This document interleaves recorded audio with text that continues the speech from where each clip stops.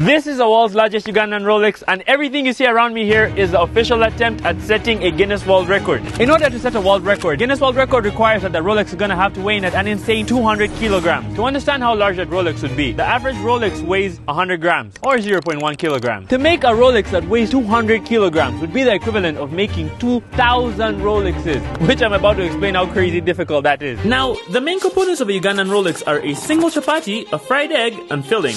The ingredients, each of which are flour, water, oil, and egg, and vegetables for the filling. Mix the flour with some salt, water, and fry it, and you've got the chapati. Fry the egg, and you've got, well, the fried egg. Then cut up some veggies, and you've got the recipe for a single roll of eggs. Roll eggs? Roll eggs? Now each of these takes like 5 minutes to make, so what's the big deal? Why not just make a bigger one? Make it 200 kilograms or something. Hold on just a fucking second. The problem is, the bigger you make things, the more complex they get. And I mean really fucking complex. Even more complex than when I sent food to space twice last year, which took 2 months to prepare and turned out to be the most mentally intense calculation of math and physics I've ever had to make. But quick backstory. This all started last year when the entire radioactive team and I thought it would be fun to make a giant Rolex. Now, it took like 4 weeks of planning and about $3,000 in cost. You'd think that with all that and a team of about 15 people, it would be a total breeze, right?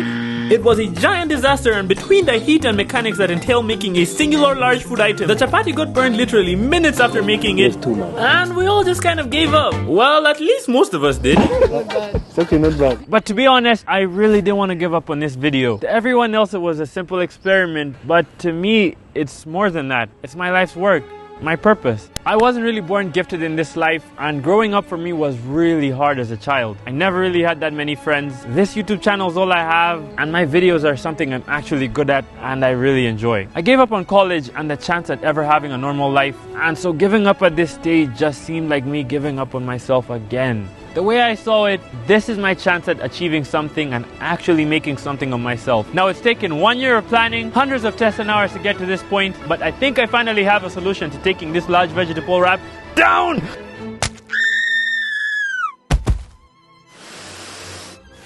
Making a 200 kilogram Rolex is insanely difficult, trust me. I even asked some of my YouTube friends how they'd make it, and this is what they said. Hi, Lucy. Hi, Raymond. How are you? I'm okay. What's going on? Hi. Hi. What's going on? What up, Tribe Gang? Gang, gang. First wait, just a moment.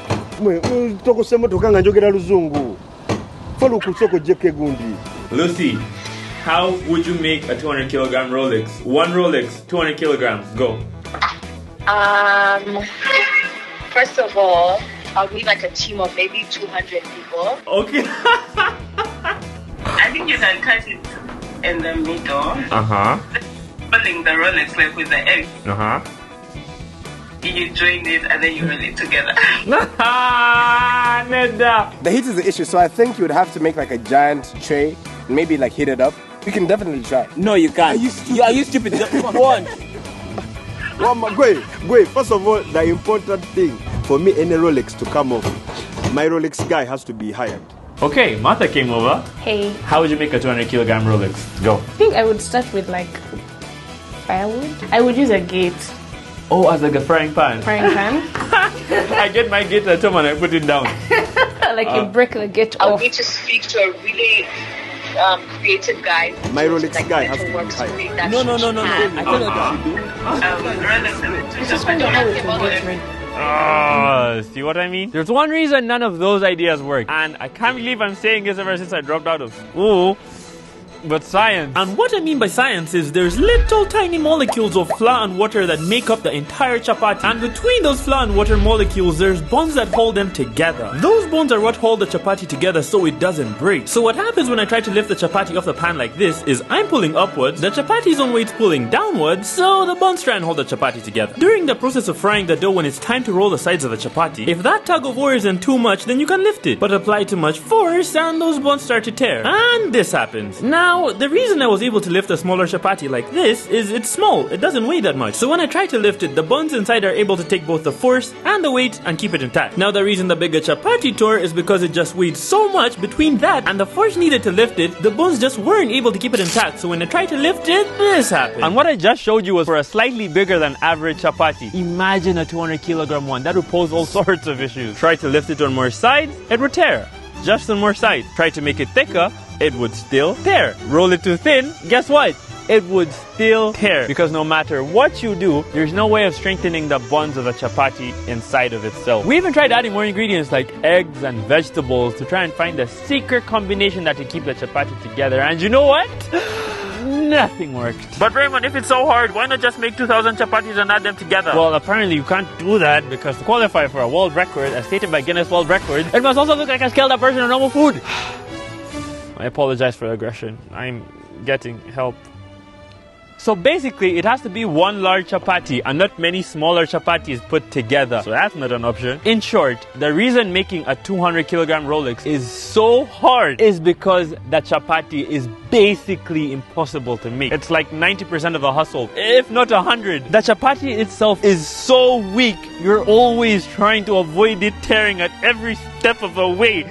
You can't carry it into a frying pan. You can't flip it. So that begs a question. How do you cook it? Not to mention a ton of other questions like how do you roll a large wad of dough without it sticking onto the frying pan? How much heat do you use? Too little and it won't cook evenly, but too much and you'll burn the entire chapati. Basically what I'm trying to say is we're fucked. And by we, I mean me and this group of esteemed gentlemen who I'll get to in a bit later on. But until then, allow me to introduce the mega roll. This is my answer to the impossible, and here's its basic elements. Now, we've built a custom stove to fit a giant Rolex. It's gonna seat not one, but two giant frying pans. One to fry the Rolex on, and the other to go below that pan to regulate its temperature. So once it gets too hot, we'll add some cold water on the sides to cool it down. Once it gets too cold, we'll add firewood and charcoal from these exits that we've made. We're gonna use 222 kilograms of ingredients, which is 30 kilograms less than last year's attempt, but still 20 kilograms more. And I think I confused myself. So me and the boys found this place called Kasokoso, which is pretty let's just say popular. We're in Kasokoso Beach, which is Mr. Ojok's place. Yeah, Mr. Ojok has helped us with the place today. You guys haven't seen Lucky before? That's Lucky's intro to the vlog. Lucky is actually short for Lakel. Arnold, you guys know Arnold. Okay, I'm not sure if you guys know Arnold. We have little tags. He's a drone pilot and the presenter. Christian's behind the camera.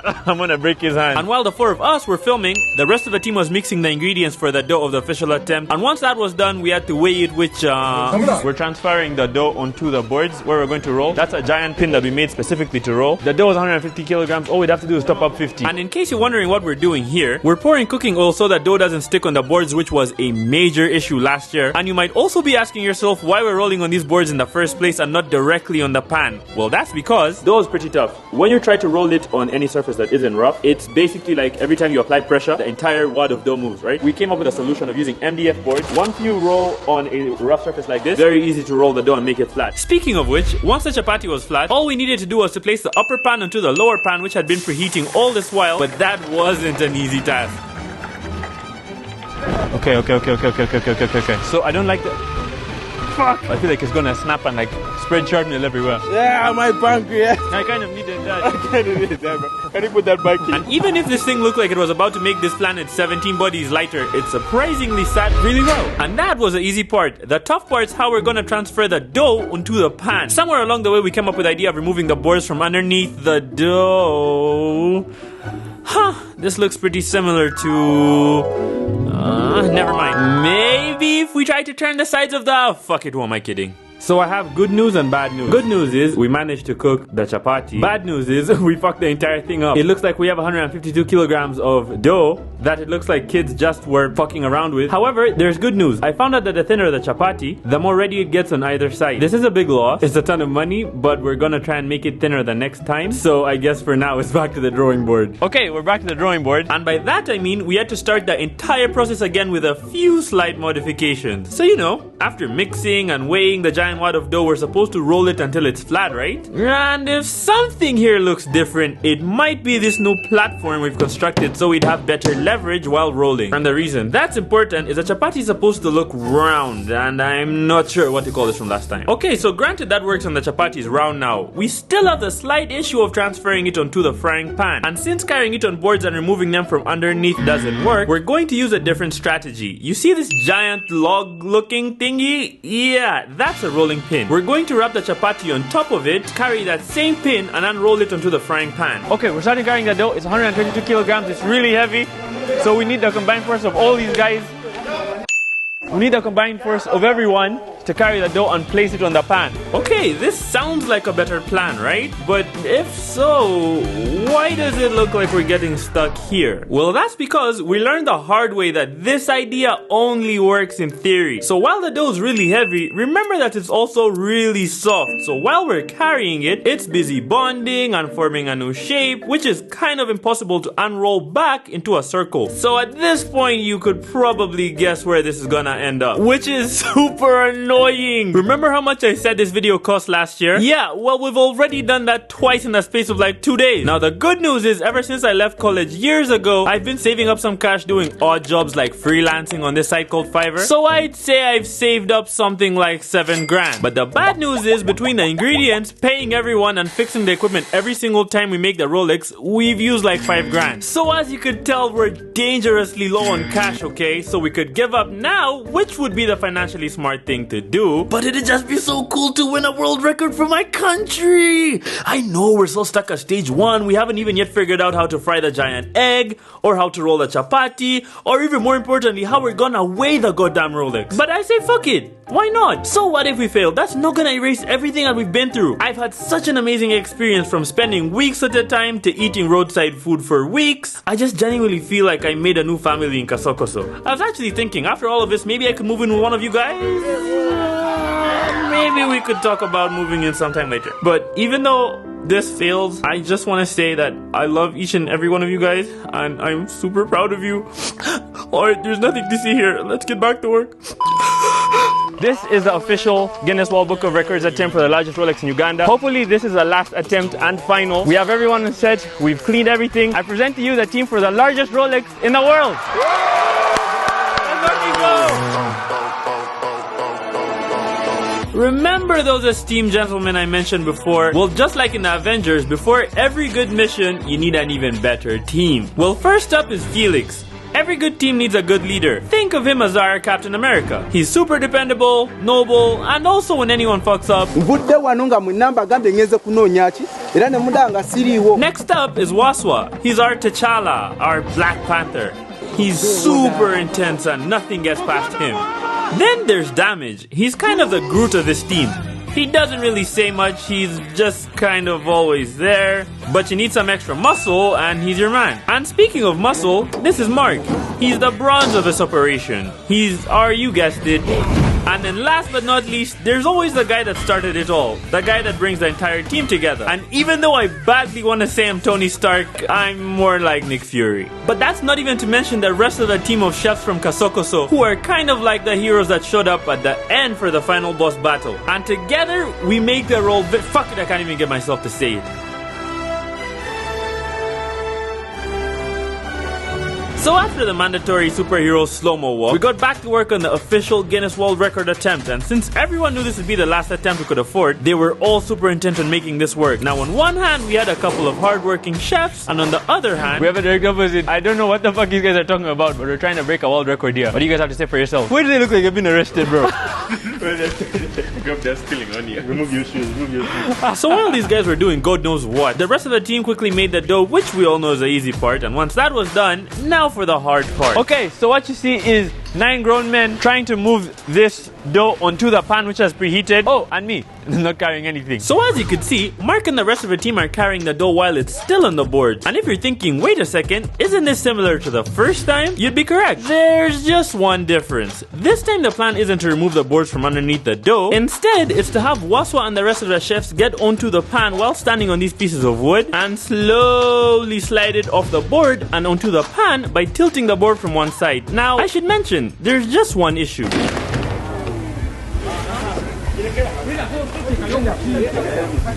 Well, fuck me right now. If you can't tell, that was the sound of our last solution going to hell. And I think Haji put it best when he said, oh, by the way, Haji are Spider-Man. Well, most people. Looks like it took a bit of damage in the middle. We're trying to salvage what we have in the middle of the chapati. But despite our best efforts to lower the chapati onto the pan from the middle, the chapati just took too much damage in the form of these small holes at the center, which we tried to patch quickly, but nothing worked. This chapati might look normal, but it just can't be rolled into a Rolex. It's too weak. So weak, in fact, that it's literally breaking every single time we even attempt to touch it.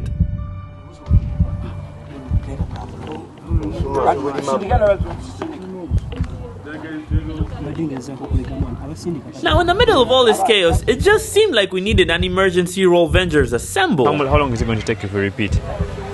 That chicken maker. To repeat the whole thing. Kukanda that dough. 50 minutes. We can't ring that dough. Yeah. Oil, Tulina? Nothing else to me. Okay. So from what we gathered, it seemed like we had most of the ingredients still untouched. So the eggs and all that, since we hadn't yet gotten that far. And almost like it came from the lucky stars, it just so turns out that from the remainder of what we had left, we had just enough money to buy the same exact amount of flour we needed to repeat the process one last time. Now, all things considered, this was gonna be a mission impossible. Now we realized that since it's really hard to put the dough onto the pan, why not cut the middleman out and roll it straight onto the frying pan? What about it being sticky and hard to roll? Nothing a little cooking oil can't solve. Also, we just dumped a ton of cooking oil while we were making the dough. Now, this is very risky because before, we'd light the pan hours before we put the dough on. That way, the charcoal wasn't too hot and the temperature was manageable. But this time, the pan has to get hot while the dough's on it. So there's a high likelihood that this might burn the chapati. Now, thankfully, we have the cooling mechanism I mentioned earlier, but that wasn't enough. So thankfully, and this is gonna sound crazy, but remember the owner of the place, Mr. Ojo? Well, apparently, rumor has it that he worked for, and get this, NASA. So while we were struggling to not burn the chapati, he was busy designing these tiny wooden sticks that we inserted on the sides of the chapati. So every once in a while we'd lift them up and pour a stream of oil down to the center so the chapati wouldn't get burned. Fuck! There's massive heat waves coming out of this, but good news. It hasn't torn yet and it's responding quite well to the heat. The heat is a lot, but it looks like we might have the first ever chapati to flip, which is strange that it happens on the final day, but my eyes are dying. So much heat. And so after 30 minutes of excruciating nerve-wracking tension, we finally felt like the chapati was good to go on the lower side, and so after that, we took it off the stove. Basically, if all goes well, we're literally halfway through the chapati. And now for the other side. Somewhere along the test, we came up with the idea to flip the chapati, and since anything that involves touching it is a bad idea, we thought, why not use the boards as a giant clamp that would place the chapati in between? So one board underneath and the second board on the top side, and then bind them together so tight that the chapati cannot break inside, and then very slowly rotate it.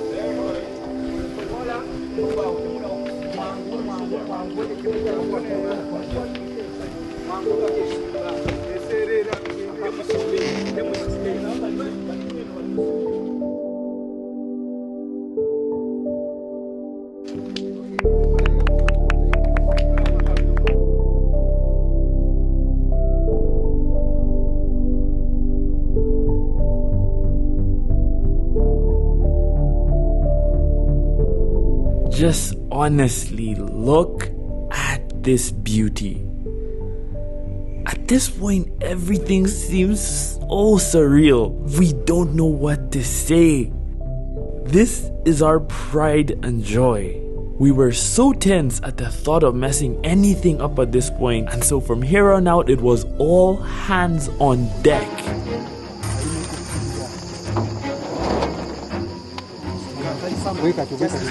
Okay, quick update. It's 7:13. There's a bunch of flies on the camera right now, but this is us in case you can see. It's like a lot of people. I don't know if you could tell, but there's people behind me that you can't see. Now, I believe that the chapati at the bottom side is almost ready, which is a big, fuck you to everything that's been going on, okay? Despite everything, it's still late and we still have a brown chapati. So after 30 minutes of cooking and occasionally arguing, we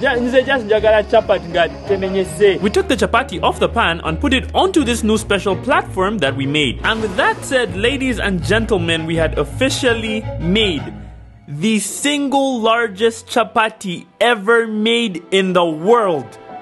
Holy shit.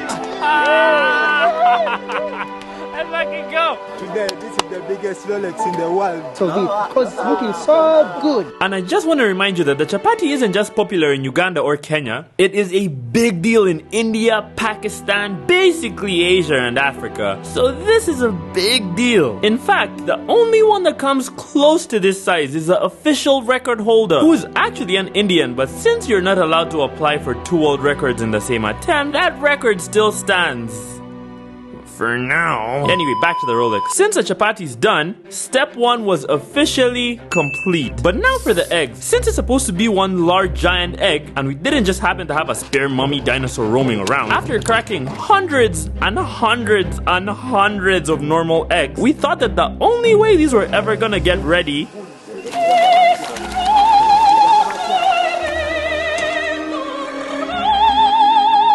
scrambled eggs.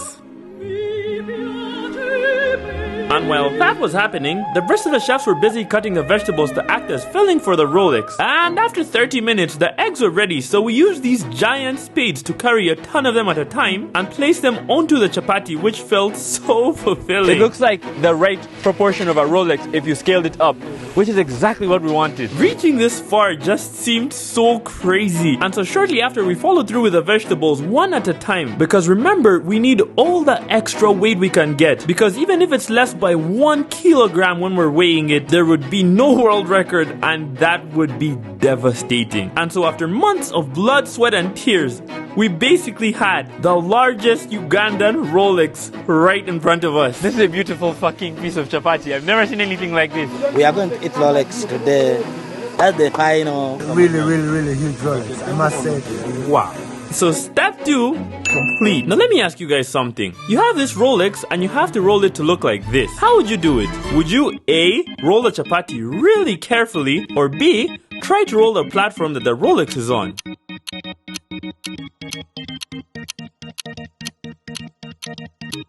Now, do you remember what we've been saying from the beginning about the chapati? That even if it looks super solid and strong, at the end of the day, it's still a chapati. And so if you directly try to touch it in any way... Wait, but that only leaves option B. And the question, what do you mean roll the platform the Rolex is seated on? Well, this isn't just any platform. If you look closely, you might have noticed there's a little sheet of film underneath the chapati, which just so happens to be the same film you'd find in the frozen section of supermarkets. So while the board itself might not be able to roll, the sheet of film sure can. But how is this supposed to support this? Now, this would be a problem if you didn't know beforehand that before the chapati got ready, you'd need to roll layers and layers and layers of film to form a strong yet still soft enough layer to hold and fold the giant Rolex. Then all that would be left to do would be to roll.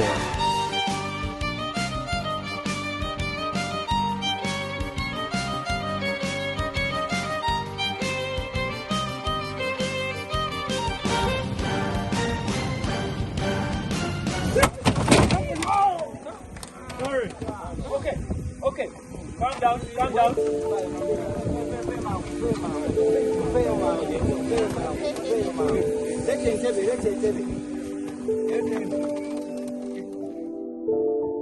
You just can't make this shit up. Because until 2 minutes ago, I really thought we had done it. It's just every time we think we have it figured out, something happens. Maybe sometimes your best just isn't good enough. There's no doubt that the type of damage the Rolex must have taken was more than enough to cost us a world record. But I guess we still tried to salvage most of it, and the film also helped keep it intact mostly so we could weigh it. But it's like at the back of our minds, we all kind of knew that this might have cost us everything. And after all that hard work, we were terrified to open it, but we still owed it to ourselves and to everyone to try, to months of hard work, to everything we stand for, and to you guys, I give you the largest Ugandan Rolex ever made.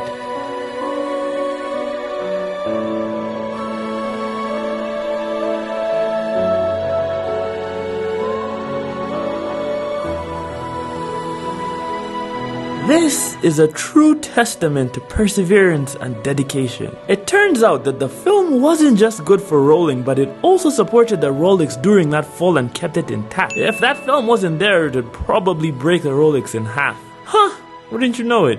This is what 72 kilograms of flour, 90 kilograms of vegetables, 1,200 eggs, 40 kilograms of water, 40 kilograms of cooking oil, 14 hours, 36 minutes, 0 seconds, 4 attempts, and 60 participants fitted into a giant Rolex all look like. And if you're thinking, wow, that's a lot, then so do I. Which brings me to the reason I haven't posted a video in like 5 or 6 months, give or take. Now, I've never really talked about this on YouTube before, but it's just that a lot of my videos cost so much money in production, and technically I don't make any money from YouTube since all my videos get copyright claimed. Now, if you've been watching this video closely, you might have noticed something new, and so it's my pleasure to give you the first ever line of radioactive clothing. Hey Nina, I can get you in the States without a visa. You know I need ya. Put you in an AMG, not a Beamer. Let the chopper out, they singing like Aaliyah. My car say a zoo here, not the bottom. I'm just trying to get behind it like I'm 5-0.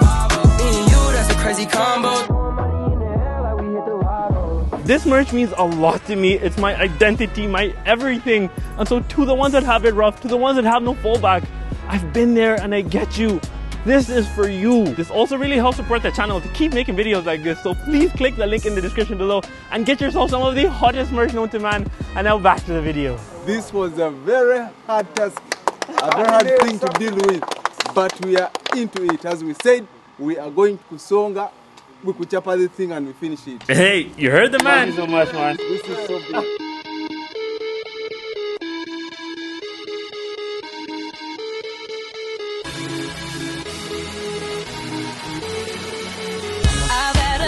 All of the people stop to rush by. How does it twist to dance? Can't find a drink, a man. Where all my keys? I lost my phone. This chapati is marvelous. Enjoying the world. This chapati.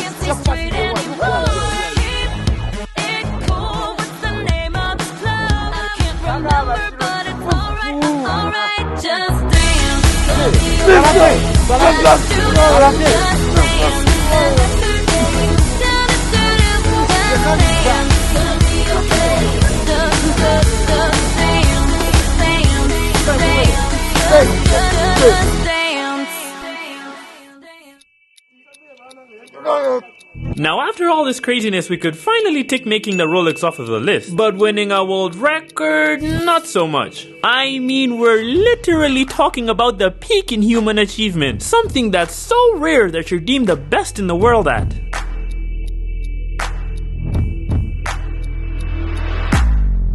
So naturally this wasn't gonna be easy, and that's why Lucky Christian and I spent weeks searching through all the evidence and applying for the world record. Now in some ways this was harder than making the Rolex, because if this wasn't perfect, we'd cost the entire team everything. So as soon as that was done, okay, and wouldn't you know it, after a couple of days, we got one back.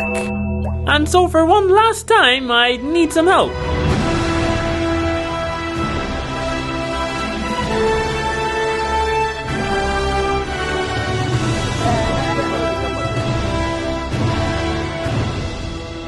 It took us 4 trials to make the Rolex. We started filming the video at 7 a.m. We got done at 2 a.m. the next day. Every time I need anything done that's crazy, I ask Felix. I asked him what's the best way I could make this video. He told me I have guys in Kasokoso. So I trusted him and he led me to you guys. That's how I met you guys. This is going to be crazy if we get this. Right? This that you see is the email that they've sent us, right? We got this yesterday, but I just also want to let you know that in case we didn't get the record, it's fine. And at least we made the Rolex, right? It's not about winning materialistic things like this, but more so making a team and knowing how to do it and putting Uganda on the I was going to cuss on the world map. I'm going to read it out to you guys. So it states, Guinness World Records update. Dear Raymond Kahuma, we have some important information regarding your application for a Guinness World Record. Oh, okay. We are thrilled to inform you that your application for the largest Ugandan Rolex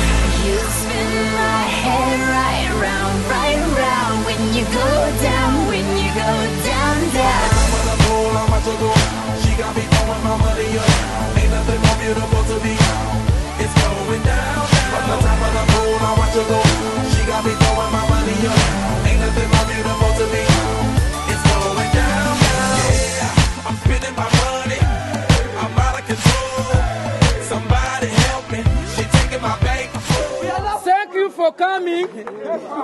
Go.